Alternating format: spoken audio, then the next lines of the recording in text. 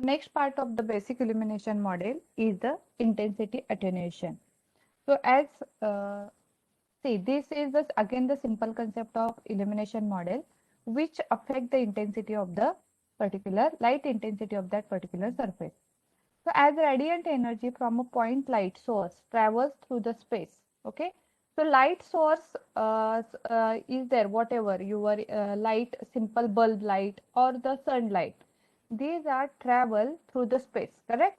So its amplitude is attenuated, means reduced in thickness by the factor 1 upon d square. What is this d? Where d is the distance that the light has traveled. D has the distance the light has traveled. Means if you consider a bulb and you have put some object or surfaces there and you are calculating the intensity. At what distance that light source from your surface, that distance is also important. Why? Because that light passes through that in the space. And as it passes in through the space, its amplitude is attenuated. For that, the factor used is 1 by d square. So what is this d? D is the distance that the light has traveled. This means that the surface closest to the light, okay, means small d, receives a higher incident. That is common sense, that the surface which is near, closer to the light source receives a higher incident intensity from the source than a distant surface which are at a large distance. So if the value of d is large, then the higher intensity is not, incident intensity is not possible, it's a lower. Therefore, to produce realistic lighting effect, okay, our illumination model should take this intensity attenuation into account. Means in the previous part, what we have seen, the light source, what kind of light source, whether it is a point light, whether it is a distributed light source, that is also important. Then the next part which affect the intensity calculation is the type of reflection, because the light is incident on the surface and the some part is reflected from the surface and we can see the surface. So that reflection is depend upon whether the type material of that surface, whether it is a opaque surface, whether it is a transparent surface, whether it is a shiny surface, whether it is a dull surface, or so this type of materials also affect the intensity of the light. And then we have seen the reflection type also very important. The diffusion reflection or specular reflection. So in diffusion reflection, what happens? The reflection is scattered in all the direction. While in specular reflection at particular spot, there is more reflection than the other. And that's why that bright spot is generated at that space. So as the shiny, more shiny part is there, then in specular reflection, it is a narrow, the spotlight is narrow, and if it is a surface is not shiny, dull surface is there, then that in specular reflection the wider reflection, or we can see the spot. So in this way all these affect the intensity calculation of the light. In the same way, the distance of that light from the particular surface is also important to consider the light or calculating the light intensity. So intensity attenuation can need to be considered. So attenuation means, only remember that it is the how the distance of that light from that particular surface. Otherwise, we are eliminating all surfaces with the same intensity. Means if we are not considering the intensity attenuation, the distance of the light from the surface, we consider that all surfaces with the same intensity, no matter how far they might be from the light source. If two parallel surfaces, okay, with the same optical parameters overlap, suppose there are two parallel surfaces with same optical parameters, same shiny, both are shiny, both are dull, same parameters, optical parameters, the surface parameters are same, then they overlap. They would be indistinguishable from each other. We cannot distinguish between that surfaces. The two surfaces would be displayed as a one surface. If these are two parallel surfaces with the same optical parameters overlap, they would be indistinguishable from each other, and these two surfaces would be displayed as one surface only. So In this way, we need to consider intensity attenuation, means the distance of the light from the surface. So our simple point source illumination model, however, does not always produce realistic pictures. If we use the factor 1 by d square to attenuate intensity, the factor 1 by d square produces too much intensity variation when d is small. Okay, it produces too much intensity variation when d is small, and it produces little variation when d is large. Means if the object is closer to the light, then it produces more intensity variation. But if the object is far from the light, then it produces little variation. Why? Because if it is a closer, it receives more light. If it is at far distance, then it receives the less light. This is because real scenes are usually not illuminated with point light source. And our illumination model is too simple to accurately describe the red lightning effects. That is intensity attenuation. So simple equation that is used to calculate the attenuation means calculating the light intensity with the intensity attenuation. FD is equal to 1 divided by A naught, A1, A2, D square, whatever the coefficients A0, A1, A2. So what is this? Obtain a variety of lighting effects for a scene. If there are multiple lighting effects, then A0, A1, A2, A3 in this way used. As I told in studio, there are so many lighting effects are there. So in that case, different lighting effects we need to consider. Using this function, we can write our basic illumination model, which calculate the intensity of light is equal to Ka. So what is Ka? It is the ambient coefficient, reflection coefficient. In ambient light, Ka is the ambient coefficient reflection. Ia is the ambient light intensity. And if there are multiple light sources, we need to use the summation I is equal to n L of I of Li. So L1, L2, L3 light sources, different L1, L2, L3, different light sources are there considered. And then, and this equation and this equation, so Kd is the diffusion reflection coefficient, Ks, it is the specular reflection, light reflection, and these are the equations that already we have seen in the previous. So only what is added here? This Fd. What is this Fd? It is the intensity attenuation calculation. That is also considered.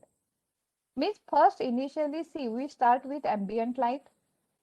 Then we calculate intensity. Then we use the diffusion reflection. Then we add it here.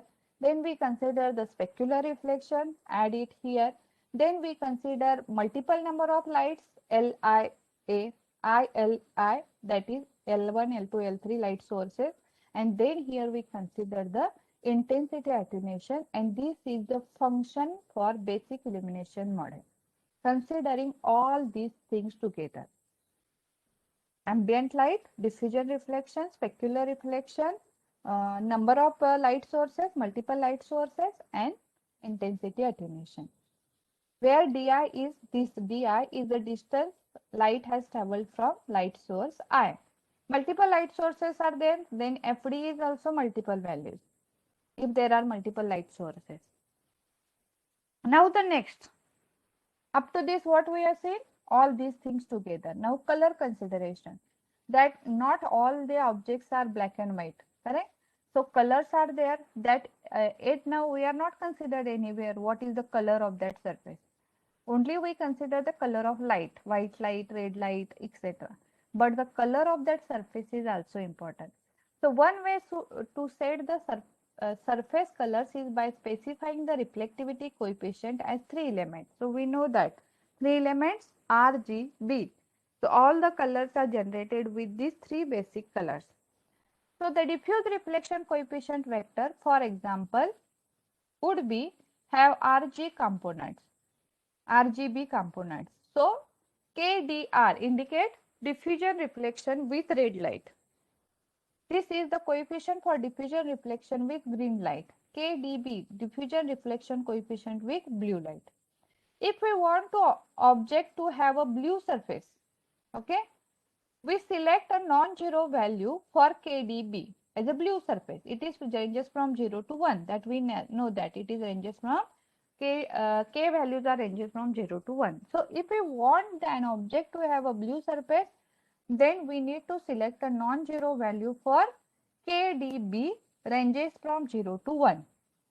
While the red and green means KDR and KDG is equal to 0. While KDR and KDG is equal to 0. Why? Because we are considering blue. If we are want to consider green, then green is ranges from 0 to 1. These two are 0. If you want to consider the red is 0 to 1. Again, if you want to multiple colors, then the combination of these three we need to use. Means we need to use R also, G also, B also. Means in magenta. So red and blue is the combination of magenta. So that values we need to consider. And green becomes 0. So in this way, the intensity calculation for this example means only blue, considering only blue. IB, why blue surface we consider. Now everywhere there is a K as a coefficient, reflection coefficient, B value that is ranges from 0 to 1 we need to use. So KAB, ambient light coefficient in blue light. Light intensity, ambient light intensity with blue color. Then all these lights, multiple lights, Li1, L1, L2, L3, these all are considered with blue light. Then diffusion reflection coefficient with blue light, specular reflection coefficient with the blue light. So in this example only given here, this diffusion, but the same we can use for specular and same we can use for ambient light. So in this way, considering the light, this is the equation for intensity calculation. So here again the new parameter is added, that is light, color. Another method is used here, surface color, that for RGB color representation for any instant, the component of the two surface color vectors can be denoted. If there are multiple color surfaces, then in this way it is used. Surface color separately. S is multiplied here, you can observe SDB, okay, with blue color. Example is blue color is given here. So that is about the color consideration. Now the next one, that is transparency. Up to this we have seen most of the examples with opaque surface, not a transparent surface, non-transparent surface. But also we need to consider this intensity calculation for the transparent surface also. So if the surface is transparent, for example the glass, okay, window we can consider, the light is incident on the window also, our home window or anywhere. Then room window, the glass, some surfaces, for example some tables have a glass material, so that material also incident light on that material, which are transparent. So in that case what happens, previously I told that these are generate both, it reflects some light and transmits some light. Means some light is transmitted through that material and some light is reflected through that material. When it is opaque object, means non-transparent object, what normally happens? The light is only reflected, no transparency is light is transmitted.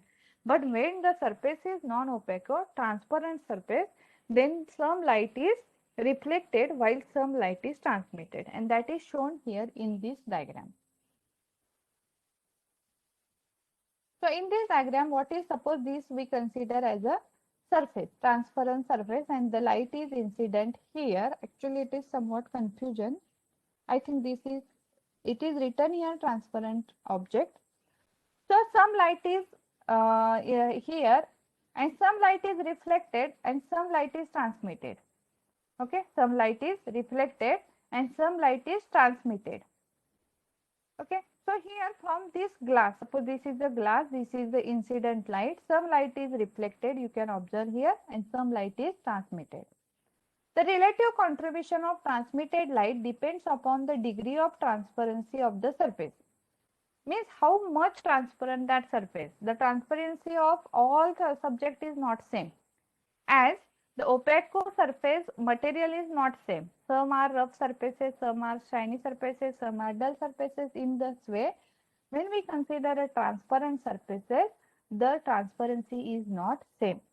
So, the how much light is reflected and how much light is transmitted, it depends upon the degree of transparency of the surface. Whether any light sources or illuminated surfaces are behind the transparent surfaces. Okay. Now, suppose we consider that there is another surface behind this one. This is the another surface which is behind the transparent surface. Normally, we consider table glass. Many times what happens, glass is there and then behind that the opaque surface is there. Okay, wooden surface is there and on that the glass is there normally. So, that light which is transmitted, the light which is transmitted from here to here, it is incident here and that is reflected and that is also reflected. Means this surface get the light from this transparent surface also and the some of the light is reflected. So, when transparent surface is to be modeled, the intensity equation must be modified to include the contribution from the light passing through the surface. Okay. So, how much light is reflected and how much light is transmitted, that need to be considered when we consider a transparent surface intensity calculation. Reflected light from the objects at the back of the transparent surface, means this is the object which is back of this transparent surface. The light is reflected from here, correct? The light is reflected from here. So, that light passes through it and contributes to the total surface intensity. So, that reflection also contributes to the intensity calculation in the transparent surfaces. So, that is shown here with the simple diagram. When light is incident upon a transparent surface, part of it is reflected and part is refracted. So, transmitted is known as refracted here. So, remember this word, refracted means transmitted. Means it is shown here, suppose this is the surface, transparent surface. This is our surface normal. This is the light source L, N, and this is the light which is reflected and this is the light which is refracted. Refracted means transmitted through this surface. Because the speed of the light is different in different material, the path of the refracted light is different from that of the incident light. It is not same for all the material. The direction of the refracted light specified by the angle of refraction. So that angle is shown here. And that is theta. Okay. So that is theta r.